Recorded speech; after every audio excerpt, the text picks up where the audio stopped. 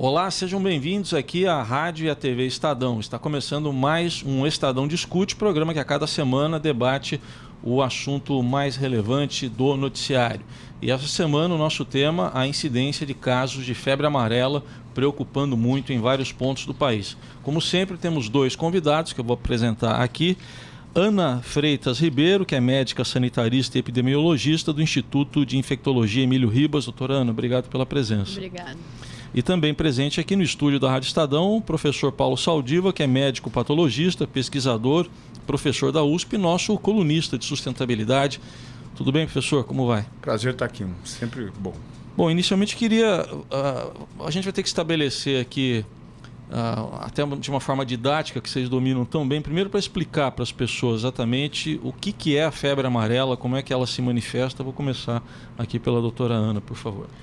A febre amarela no Brasil, ela tem uns dois ciclos, né? O silvestre, que é o mais importante hoje, é o que existe, e a febre amarela urbana. O silvestre é transmitido quando o homem entra inadvertidamente não vacinado num ambiente silvestre, onde tem os macacos, o vetor silvestre e o homem.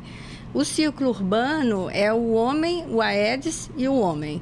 Esse ciclo não tem desde 1942 no Acre. Então, é uma doença infecciosa, não há transmissão interhumana, quer dizer, é preciso ter o vetor, é preciso ter esse reservatório, no caso dos primatas, e é uma doença grave, né? Tem os casos oligossintomáticos, assintomáticos, mas dentre os sintomáticos, especialmente, eles são graves e levam um número importante de óbitos aí no Brasil. Então, o Aedes é fundamental nessa transmissão, não tem transmissão humano para humano, né? É isso. A doutora Ana falava aí da questão da febre amarela urbana e da silvestre, né? Muito tem se destacado, né, professor Saldiva, que não há casos aí de febre urbana, febre amarela urbana, mas a gente corre esse risco? Potencialmente sim, né? Por isso que é necessário reforçar a vacinação. Felizmente, para a febre amarela, existe uma vacina eficaz, ao contrário do que está com dengue, chikungunya, que não tem ainda vacinas capazes de bloquear, de acelerar o bloqueio. As epidemias normalmente são autolimitadas. Quer dizer, quando você tem um caso muito, uma epidemia muito grave, as pessoas, mesmo sem vacina, a doença acaba se autolimitando porque falecem os suscetíveis, os que sobrevivem ficam imunizados pelo ato de adoecer. Na febre amarela não é necessário colocar isso. A febre amarela é uma doença que historicamente trouxe para os colonizadores europeus que iam para a África ou para as Américas um grande número de óbitos e doenças, e ela inaugura, do ponto de vista histórico, uma coisa muito legal.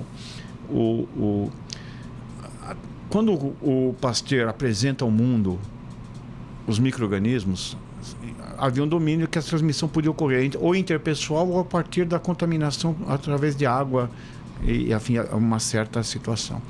Aparece em Cuba, que era endêmico para a febre amarela, porque a febre amarela não é uma doença autóctone da América, ela vem da África, possivelmente ocidental, junto com escravos e mosquitos. E tinha um indivíduo chamado Carlos Finlay, um cubano, que ele conseguiu reproduzir a doença fazendo um mosquito experimente picar outro.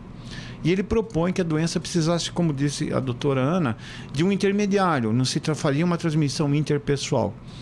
Essa ideia foi muito combatida até pelo Emílio Ribas, até que o Emílio Ribas, em Jaú, num surto de epidemia em Jaú, ele, por circunstâncias, teve que colocar crianças, que tinham muitos órfãos, né, da febre amarela, né, num orfanato onde tinham pessoas, crianças com febre amarela e outras sem febre amarela. E não houve transmissão. Aí ele passa a acreditar na teoria de transmissão do mosquito, e aí vem uma leva de novos médicos, né, Oswaldo Cruz, que começam, então, a erradicar, trabalhar no mata-mosquito.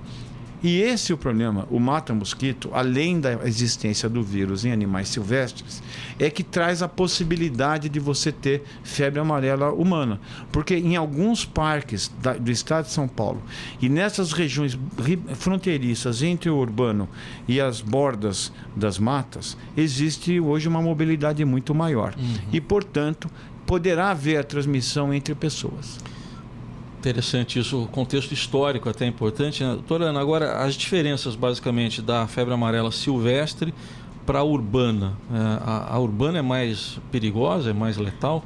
Em termos de sintomatologia clínica é semelhante, não muda. O que muda é o vetor, né? O vetor urbano seria o Aedes.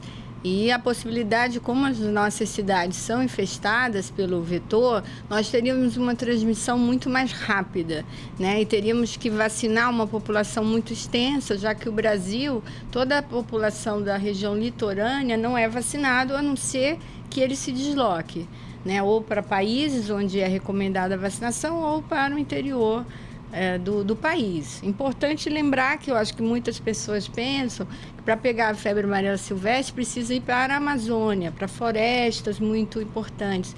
Hoje o que a gente vê são pequenas matas, né? Então são regiões de cachoeira, então a população precisa ficar atenta. Se viajar para essas regiões onde há recomendação, que tome a vacina 10 dias antes.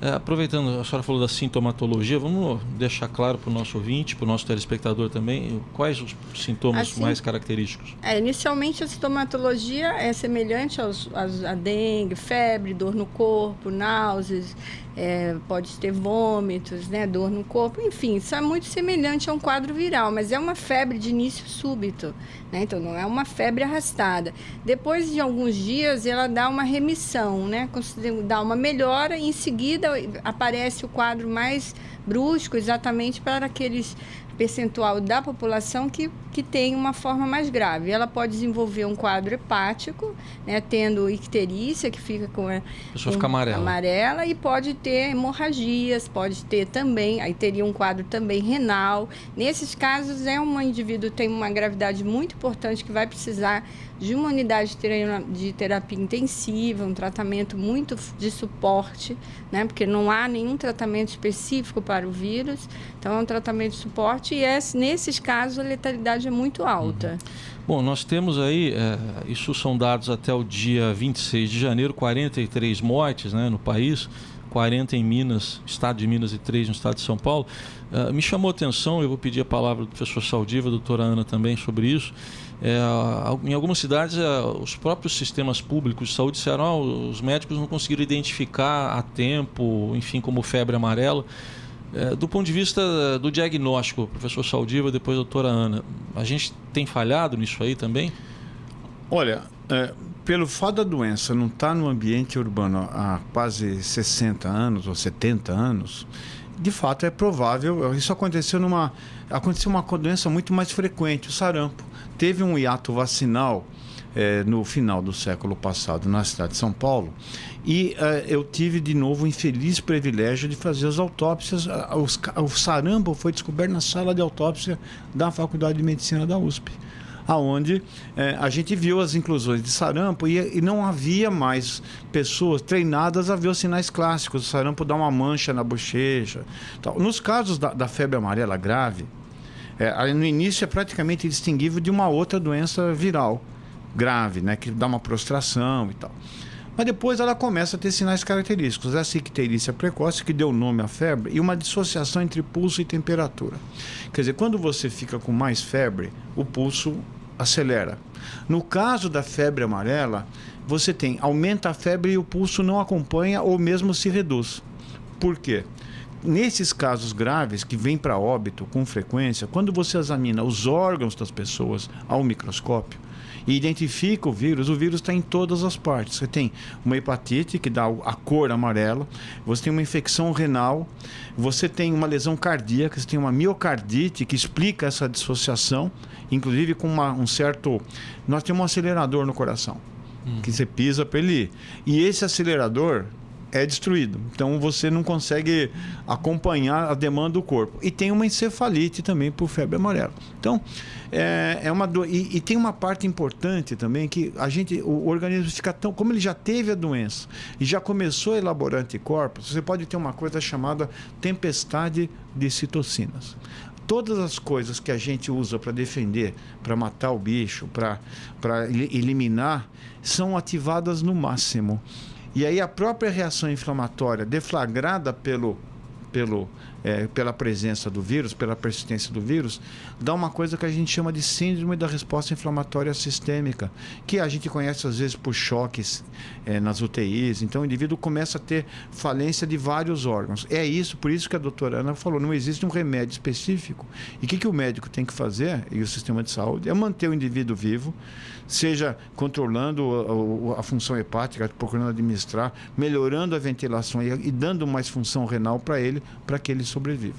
Quer dizer, temos condições de dar diagnósticos mais precisos logo numa fase inicial, doutora Ana? Sim, o diagnóstico laboratorial existe, os laboratórios do Brasil eles são equipados para fazer o diagnóstico, tanto na fase aguda, pelo isolamento do vírus, ou RT-PCR, e na fase mais tardia, pelas sorologias, anticorpos que vão sendo produzidos. O importante é que quando o médico deve notificar para a vigilância do município todo caso suspeito de febre amarela, para que a vigilância do município possa instituir as medidas de controle para que, de fato, evite, por exemplo, a urbanização da febre amarela. Então, botar tela onde essas pessoas estão internadas ou se estiverem em casa, para que nenhum Aedes tenha contato com essa pessoa durante o período onde tem o vírus. Então, é possível, sim, fazer o diagnóstico laboratorial, mas para tudo isso o médico precisa pensar em febre amarela. Se ele não pensar, ele não vai nem notificar, nem investigar laboratorialmente. Então, realmente precisa que os profissionais de saúde fiquem atentos às pessoas que viajaram para essas regiões, especialmente Minas. Nós temos um caso confirmado no Espírito Santo, que é uma região nova, Então, é uma região onde a gente não tinha recomendação de vacinação. E hoje a gente já tem um caso confirmado de febre amarela autóctone no Espírito Santo, de febre amarela silvestre. Aliás, nesse ponto eu vou até aproveitar, a gente nessa semana que passou viu aqui na Rádio Estadão o ministro da Saúde, o ministro Ricardo Barros, ele tocou nesse ponto que já é uma preocupação que a senhora está manifestando aí. Vou pedir para a senhora comentar e o professor Saldiva também, porque se concentrou no início ali em Minas, aí já temos Espírito Santo, casos em São Paulo, tem uma preocupação lá no Rio, mas agora já temos relatos de Mato Grosso do Sul, Goiás também. O ministro fala sobre o risco de alastramento, que está trabalhando para que isso não ocorra. Eu vou pedir para vocês ouvirem comigo e depois a gente comentar aqui. Nós não trabalhamos com essa hipótese, mas evidentemente se as pessoas pegam a febre amarela na mata e vêm para a cidade, elas podem ser picadas por um Aedes urbano, e ele poderia retransmitir. Não temos essa previsão, o fato concreto é esse, mas nós estamos fazendo um controle máximo dos casos para evitar que isso aconteça. Nós estamos trabalhando de forma muito determinada nisso e eu espero a colaboração de todos para que desta região, no entorno de Minas Gerais, que se vacinem e que evitemos a extensão desse foco. Daí o ministro dizendo então que é o que ele chama de bloqueio que está sendo feito lá em Minas. Eu queria a avaliação de vocês, se é a melhor estratégia, se há outras estratégias, começando aqui pela doutora Ana. Na verdade, Minas Gerais já é uma área de recomendação desde 2003, Então vem ampliando. Então, a rigor, toda a população de Minas Gerais deveria estar vacinada. Então a gente poderia ter menos casos do que nós temos se tivessem vacinados, porque é uma doença que tem uma vacina, é muito eficaz, A grande preocupação, como também na região oeste de São Paulo, onde tem registro de casos, também são regiões já vacinadas.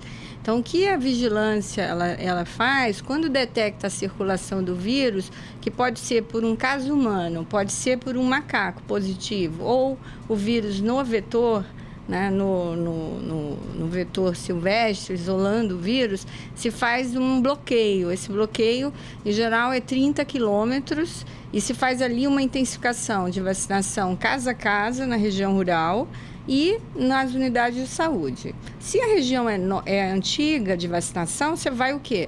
Alcançar uma melhoria na cobertura vacinal. porque em geral parece que está em torno de 75%. A gente vai aumentar essa vacinação, essa cobertura. Agora, se for uma área nova, assim como o Espírito Santo, aí é vacinar todo mundo que não era vacinado, provavelmente quase toda a população. Então, assim, aí a questão é bem mais complicada, né, para uma nova área de recomendação, porque aí são milhões de doses de vacina que serão administradas num curto espaço de tempo. É importante, grave isso até que a senhora está dizendo, que Minas já estava nessa área de necessidade de contenção, e a gente viu essa semana dados do próprio Ministério da Saúde dizendo que o índice de vacinação lá, embora tivessem sido feitos alertas, é considerado baixo, está em menos de 50%. Isso impacta também, professor Saldiva? Houve alguma falha aí no estado de Minas? Bom, primeira coisa, eu gostei do pronunciamento do ministro. Ele não foi responsável, porque normalmente você diz que não vai acontecer nada. Eu lembro que na época da Zika, da microcefalia, né, o ministro de plantão, naquele momento, ele não estava à altura do cargo e disse que deu algumas mensagens que não foram compatíveis com a realidade. Então, o ministro aponta para que existe a possibilidade. Eu acho que o sistema de saúde ficou assoberbado com outras viroses, sabe? Eu acho que a dengue, zika, chikungunya entraram com uma força tão grande e se atentou muito mais para campanhas de eliminação e erradicação do mosquito, a ponto até de se aprovar uma lei que permite que um avião de fumigação agrícola fumigue a sua casa com pesticida nos lugares onde o Estado não consegue entrar, nesses, digamos, refugiados brasileiros que não estão na Síria, mas estão na periferia das cidades. E se descuidou, sim, da imunização. Agora, essa é uma questão estadual, né? Quem devia estar cuidando disso seriam as secretarias de saúde do Estado, que não cumpriram, talvez, a sua lição de casa. Talvez, a minha hipótese é isso. Acho que até naquela história do diagnóstico não está certo. Eu queria até fazer, às vezes, de radialista, se você não me... Claro. Eu adoro rádio, né? Mas fazer uma pergunta para a senhora Ana. Eu acho que hoje os médicos que estão na ponta estão muito mais capacitados, o circuito neural deles está muito mais capacitado a identificar casos suspeitos de dengue, zika e chikungunya do que de febre amarela, que é um processo que no nosso ideário era uma coisa remota. Então, acho que agora vai voltar quer dizer, nós estamos aprendendo, fazendo uma reciclagem médica às custas de novos casos. E eu acho que agora, eu espero que essa crise coloque de novo o sistema de saúde, porque a perspectiva de uma recrudescência da febre amarela hoje no Brasil, se ocorrer, ela vai ter talvez uma dimensão tão importante quanto tiveram dengue, chikungunya e zika, né? O vírus da febre amarela é muito mais letal. Torana pode comentar, então. Quer dizer, é isso mesmo? Os médicos aí estão reaprendendo, se é que é essa palavra ali da... Muitos médicos, a grande maioria nunca viu, né, um caso. Ou aprendendo até, né? Para a vigilância, o que seria um suspeito de febre amarela? Febre, icterícia, febre de início súbito até 7 dias, acompanhado de icterícia ou hemorragia. E ter vindo nos últimos 15 dias de uma área onde tenha risco da doença e não vacinado, certo? Então, é muito importante que o médico, primeiro, ele atente a esses sintomas. Segundo, ele procure a situação vacinal do paciente. Sendo vacinado, você não suspeita de febre amarela. E a região da viagem, né? Para que assim ele faça a sua investigação, tanto laboratorial, e a notificação para o município tão logo seja feita a suspeita. Então, isso é muito importante que realmente ele fique atento. Existe uma definição de caso, quando você tem uma vigência de surto, então você já, sabendo que ali tem a circulação do vírus, você começa a procurar casos febris, né? Então, não precisaria ter essa gravidade da icterícia ou hemorragia. Se você vive numa região onde está circulando o vírus, um quadro febril já se pode pensar em febre amarela. Quem que são as pessoas que estão adoecendo de febre amarela? São as pessoas da região rural, né? São lavradores. Então, essa dificuldade de atingir uma boa cobertura nessas regiões, talvez nas cidades grandes de Minas, nas cidades, tem uma cobertura melhor, mas na área rural, então é importante que a Secretaria Municipal vá à casa dessas dessas pessoas, que são pessoas que se deslocam menos, talvez tenham dificuldade de acesso à vacina, e o viajante nacional. O viajante internacional, alguns países exigem a vacinação. Agora, quem viaja nacional? Quem que sabe que tem que vacinar se vai para Minas, se vai para uma cachoeira? Às vezes as pessoas banalizam a vacinação para o viajante nacional. Ninguém procura um serviço específico onde se pudesse fazer uma orientação em relação à vacina. Aliás, só citou um ponto aí, os médicos têm que saber se a pessoa já foi vacinada. Durante muito tempo a gente ouvia dizer, eu estou falando como leigo, né, para vocês esclarecerem, que precisa, depois de 10 anos, tomar um reforço, então não existe mais isso?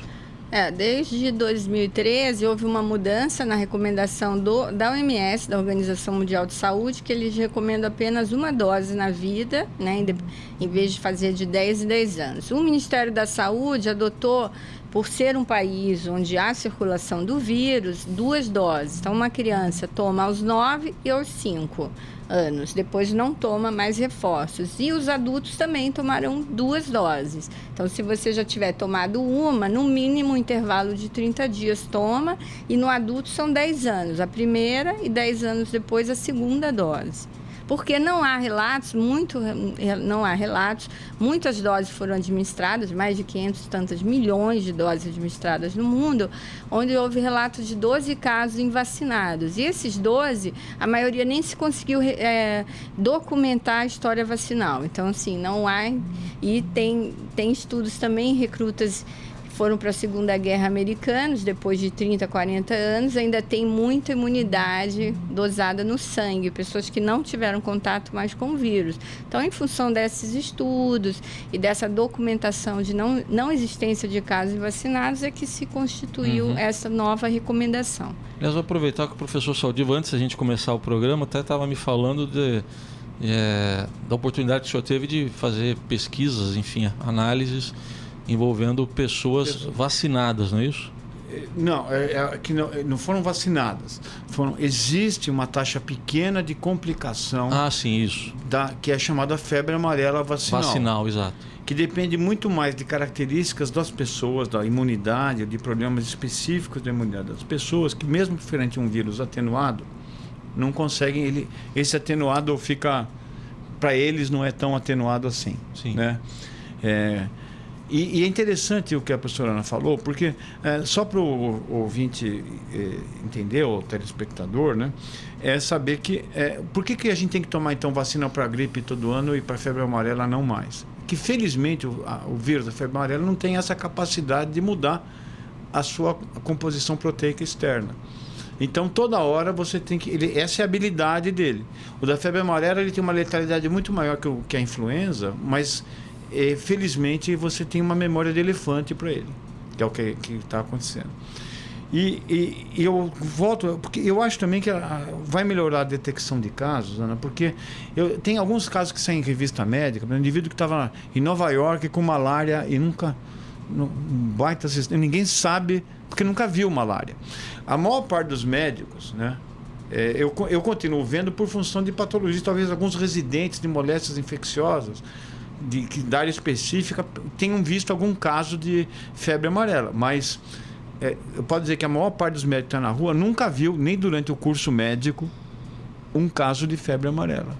Então, acho que vai ter uma mudança, ou seja, uma parte da prevenção não é só a vacina, vai ser, primeiro, entrar no radar do sistema de saúde que existe a febre amarela e dos brasileiros que vão viajar para áreas de risco também vão passar a considerar que viagens locais devem ser objeto de uma prevenção contra a febre amarela. Agora, no quadro atual, na política a política atual aí de combate à febre amarela, vocês veem algum risco aí de alastramento mesmo? A doutora Ana vê esse risco de alastramento de maneira potencial?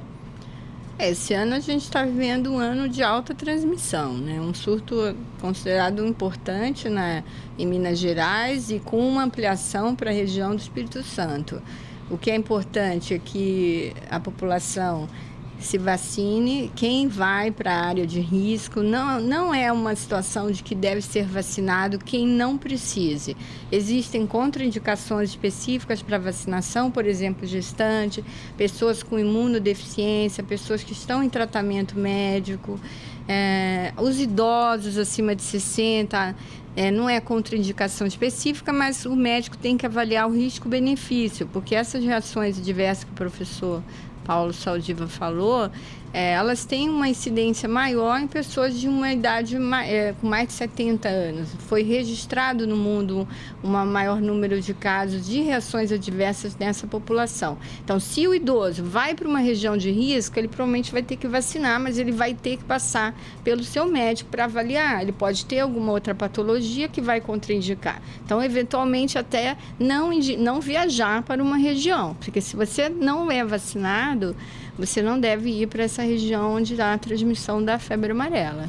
O fato é que no quadro atual, acho que dado até o pânico, acho que até nós aqui, a mídia tem que tomar... Lógico que tem que noticiar, não pode esconder, mas acho que o tom da notícia que tem que se tomar muito cuidado, porque o caso do Rio de Janeiro, por exemplo, está faltando vacina, que teve gente que foi procurar vacina aparentemente sem necessidade, né, doutora Ana, sem precisar...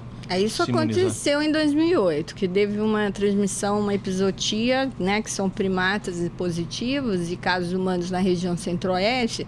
Então, no município de São Paulo, por exemplo, a gente teve 2 reações graves em pessoas que não precisavam vacinar. Eram contraindicação para vacina e tomou. Casos de pessoas que tomaram várias doses, sem necessidade. Pessoas que foram para postos e falaram que iriam viajar e não iam viajar. Então, assim, a vacina... Ela é uma vacina muito eficaz, mas tem um risco, que é um risco muito baixo de uma reação grave, é muito baixo, mas em algumas situações de populações com algumas doenças, esse risco pode ser maior.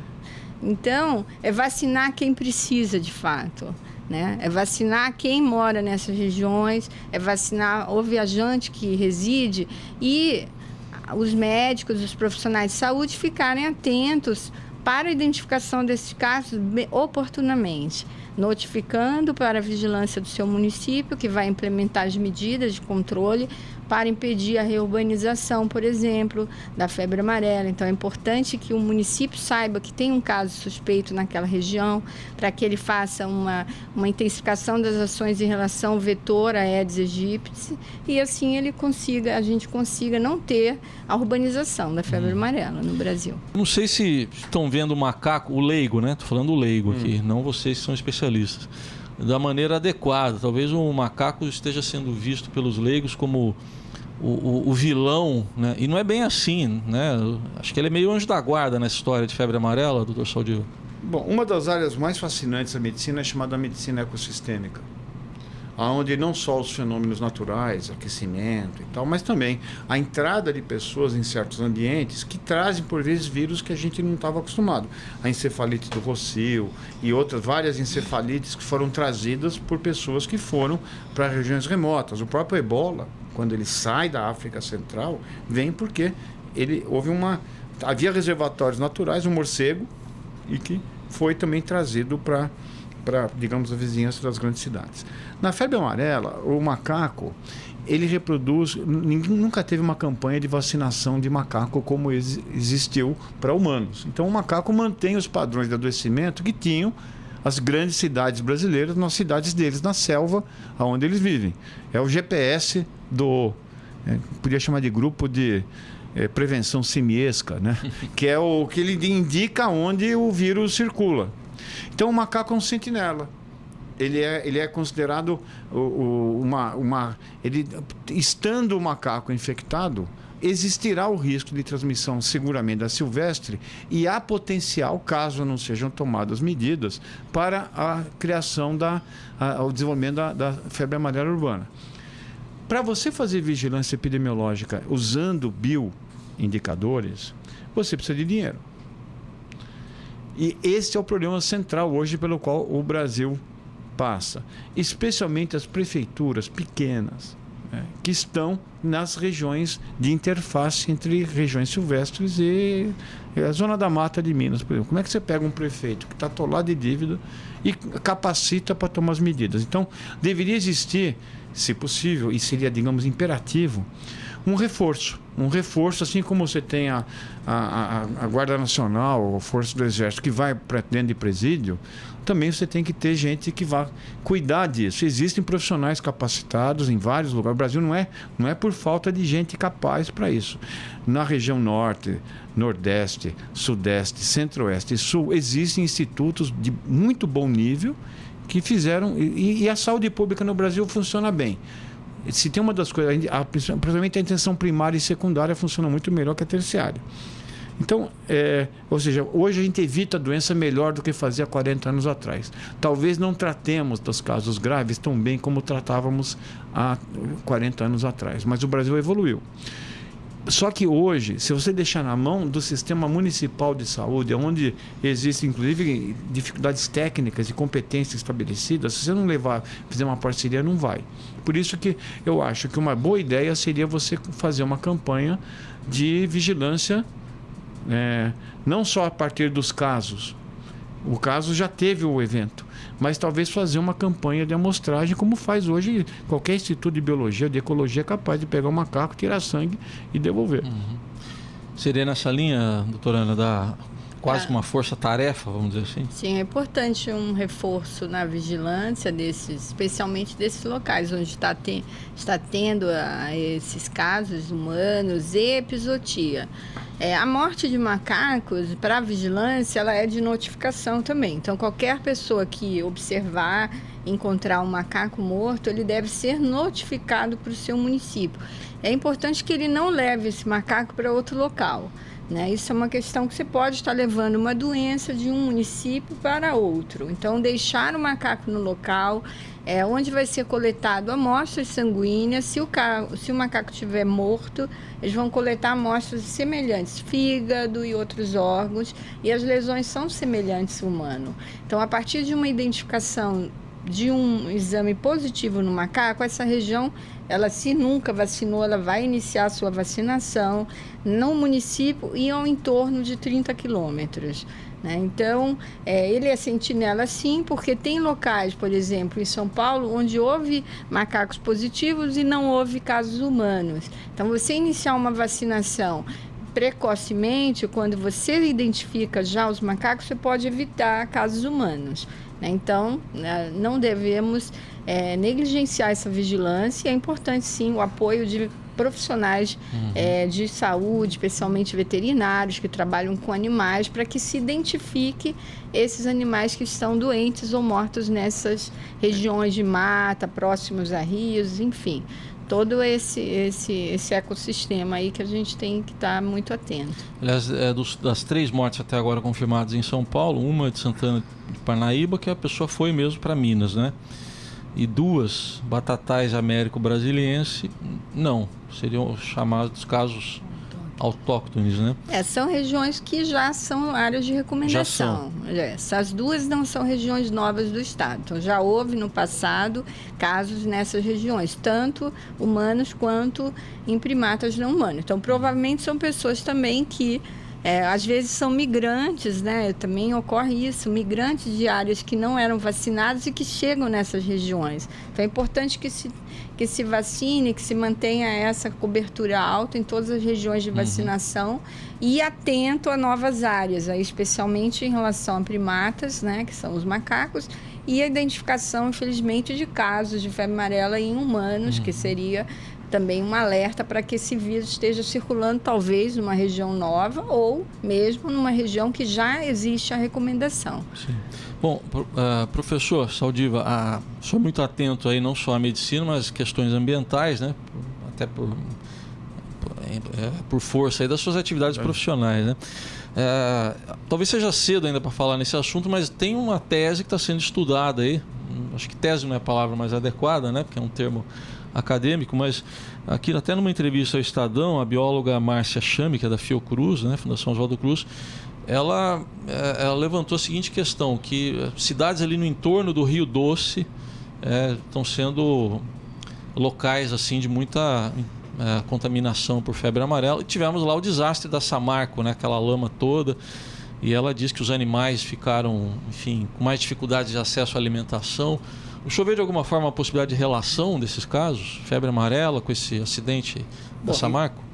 Sendo bastante responsável, Heisen, acho que essa é uma hipótese que tem que ser avaliada, mas não existe nenhuma evidência de comprovação nisso, né? Mesmo porque, se fosse isso, o foco e as questões deveriam ter sido, digamos, existe uma sequência temporal, existem preceitos em epidemiologia que você vai ter que ter. Um deles é temporalidade e também, eu não sou epidemiologista, estou falando aqui bobagem, eu falo bobagem em várias áreas, me meto em falar várias coisas que eu não sei, mas existem preceitos que configuram a plausibilidade do evento. Então, teoricamente sim, mas eu não conheço nenhuma comprovação disso. Se você tem inundação, se você tem lama acumulada, se você tem decréscimo dos serviços sanitários, pode ensejar a proliferação do mosquito. Mas então talvez se criam condições, mas seguramente não é a causa, não foi aí que começou. Esse fenômeno está rondando o Brasil há pelo menos 10 anos. Nós já tivemos surtos em São Paulo no final dos anos 2000. Sempre está rodando. A febre amarela está meio sob pressão, assim. E isso, quer dizer, pode ser que você tenha dado, seja um dos fatores contribuidores, mas eu não acredito que seja a causa a principal desse negócio e com efeito muito local. Portanto, é bom que se investigue, seria um caso importante. E acho que tem muito mais a ver esse surto na falta de saneamento das pequenas cidades com proliferação de mosquito, na ocupação irregular, loteamentos que toda hora, aqui mesmo, você pega onde teve o Rodoanel, assim, todos os estudos de impacto ambiental diziam que não ia ter ocupação nenhuma no Rodoanel. Sim. Bom, já tem trechos do Rodoanel que tem quase uma década. O que viu? Ocupou. E parece que tem um Ctrl-C, Ctrl-V, dizendo que não vai ter ocupação, quando todas as evidências desmentem. E isso está acontecendo no litoral. Quer dizer, tem que haver muito mais com políticas de uso e ocupação do solo, de manter, digamos, uma preservação onde as pessoas não adentrem livremente. E que o pessoal não comece, a partir disso, matar macaco. Tem que matar mosquito. Ambos começam com M e acabam com O. Mas o papel deles é completamente diferente. Então, se bobear o erro da informação, você fala, bom, é o macaco que é o reservatório, pumba.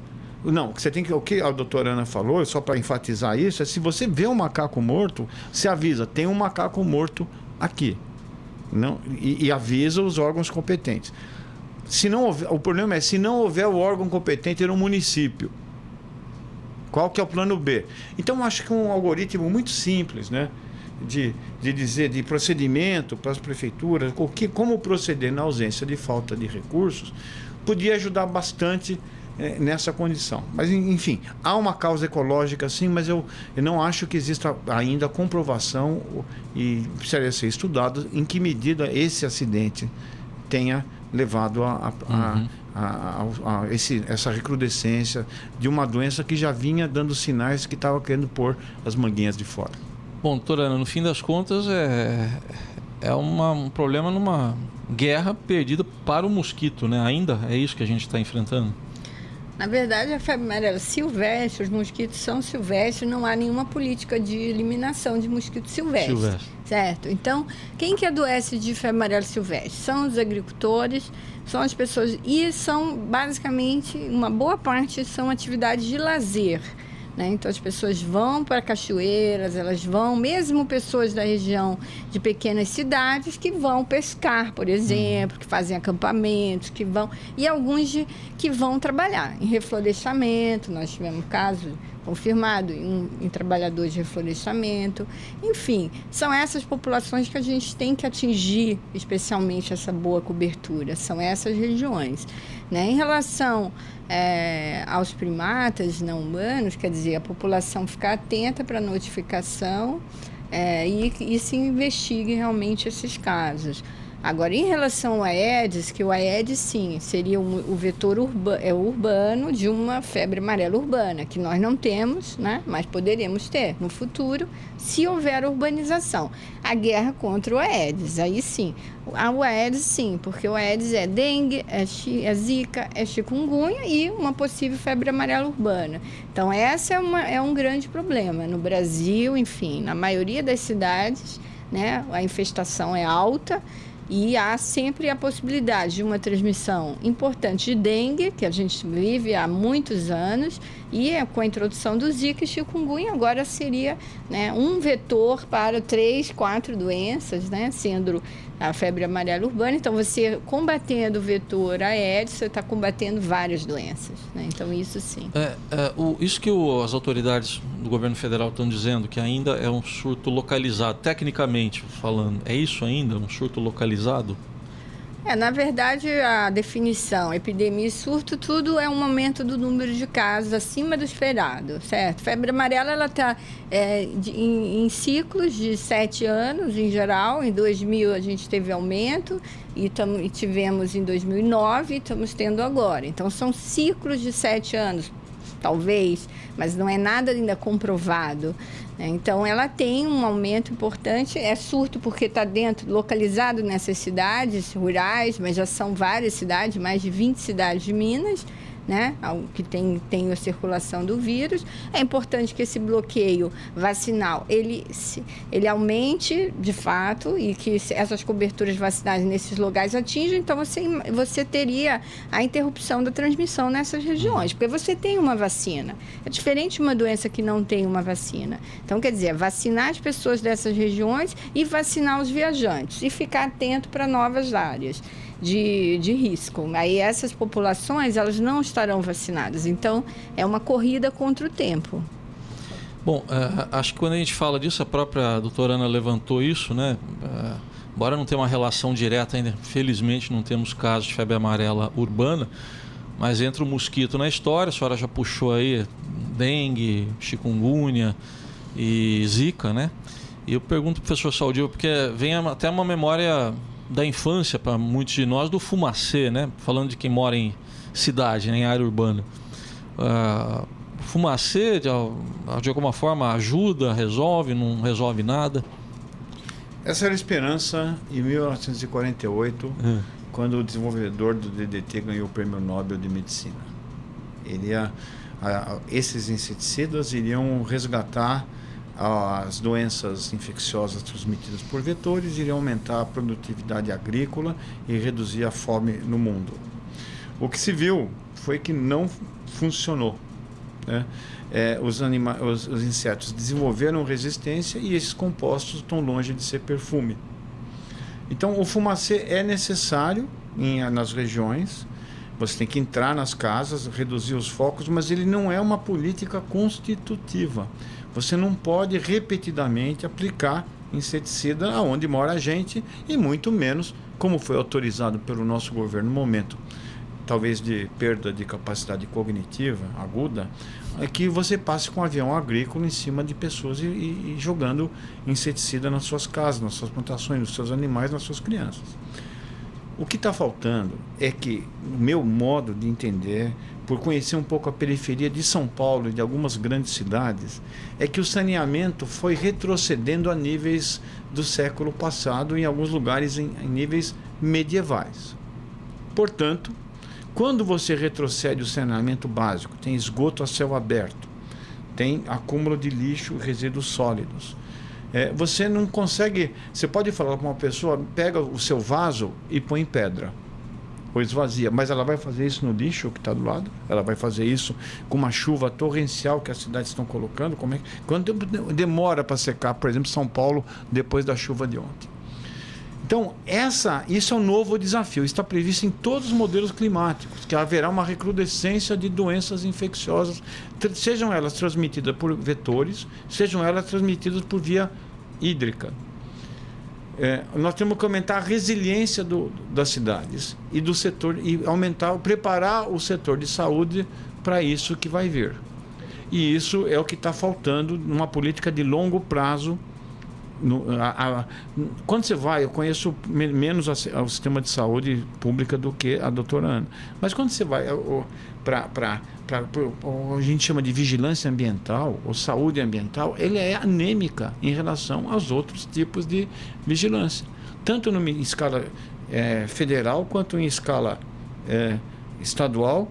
E de vez em quando parece em alguma cidade um prefeito que é médico, ele liga para um secretário de Verde Meio Ambiente que é médico e ele liga um pouquinho o botão nesse sentido. Então eu acho que existe um fenômeno não só silvestre que está rolando por aí, mas as cidades estão ficando cada vez mais atrativas para desenvolver um surto de febre amarela urbana, porque nós estamos voltando para os níveis de saneamento em algumas partes da cidade que lembram o Brasil do século XIX. Essa semana mesmo vi um estudo dizendo que para chegar a o que se chama de universalização do saneamento, seriam necessários mais 37 anos, aí sendo otimista, hein? Quando o projeto era que em 20 anos você teria acesso integral a serviço de saneamento. Hoje, você tem, da população brasileira, 25% tem o seu esgoto tratado, 50% tem esgoto coletado. E você tem aproximadamente, agora a água sim, a água tratada aumentou para 90% da população. Então a gente oferece água, mas não trata os resíduos. Por isso que também a gente não consegue reutilizar a água e quando está seco. E aí que foi legal, Brasília, né, que é hoje onde deveria ter sido conduzido esse processo, hoje está com um processo de falta de água semelhante àquelas regiões do Sudeste, né? E isso ameaça um outro peixe, o robalo, que vive muito naquele ecossistema e lá se migra de todas as partes, mas não se reproduz bem em cativeiro, como foi demonstrado em várias situações. Cativeiro não é a dele, né? Então, acho que hoje Brasília está sentindo na carne o que foi a imprevidência do fornecimento de água e saneamento urbano, porque você não consegue usar as águas daquele lago que lá está, porque elas são absolutamente contaminadas. Sim. Bom, nessa reta final já do Estadão Discute, eu pedi para a doutora Ana, a senhora falou de passagem aí, chikungunya, zika, dengue, que nível de preocupação a senhora tem em relação a essas três doenças? A gente vê que algumas, no caso aí do zika e também da dengue, vacinas estão em desenvolvimento, né? Que nível de preocupação a senhora tem em relação a essas três doenças? A dengue, né, a gente tem uma preocupação constante em relação aos casos graves, né, identificação dos casos que inicialmente a gente não sabe quem pode complicar para um caso grave, pode ser alguém que já tenha tido o vírus anterior, seja uma segunda, uma terceira infecção, mas é necessário que a população esteja atenta aos sinais de alerta, que o médico oriente para que ele retorne ao serviço, faça um acompanhamento dos casos. Então, não se faça automedicação, não fica, é uma virose, banaliza, fica em casa, não procura serviços, né? Então, é importante o acompanhamento dos casos de dengue, logicamente a notificação, né? Com a entrada do Zika, inicialmente o Zika era uma doença que é mais leve do que a dengue, a febre mais leve, né? Um quadro clínico mais leve, tem uma exantema, né? Especialmente, mas nós tivemos uma triste surpresa, né? Que é a transmissão do Zika para o bebê, né? A gestante. Então, assim, é uma preocupação muito intensa com as gestantes, né? As mulheres de idade fértil, numa possível transmissão de Zika e um aumento de casos de microcefalia em regiões, por exemplo, onde não havia Zika, né? Quer dizer, novas transmissões em novas cidades. E o chikungunya, que também é transmitido pela dengue, traz uma preocupação também com quadros mais arrastados de dor articular. Então, pessoas que ficam, por exemplo, pode ficar semanas, meses ou até anos com uma dor articular muito intensa. Então, muitos com dificuldade para o seu trabalho, né? Tem casos graves, sim, né? Menos, mas assim, a preocupação em relação, mais importante é em relação à dengue, com a questão da possibilidade de casos graves, e a hidratação aí é o principal tratamento para esses casos. Bom, eu estou já chegando ao final, vou pedir só para o professor Paulo Saldiva aproveitar essa veia sua, não só a de médico a gente aproveita sempre, mas a gente gosta de aproveitar a veia também de meio de observador, de um cronista praticamente aí da cidade, né? Especialmente. No dia a dia, o que a gente pode mudar, cada um de nós? Bom, no dia a dia é você cuidar do saneamento do seu entorno. é uma medida que o cidadão poderá fazer, mas ele não poderá fazer se tiver um prédio abandonado ou um terreno baldio onde ele não vai poder nem ter acesso a isso.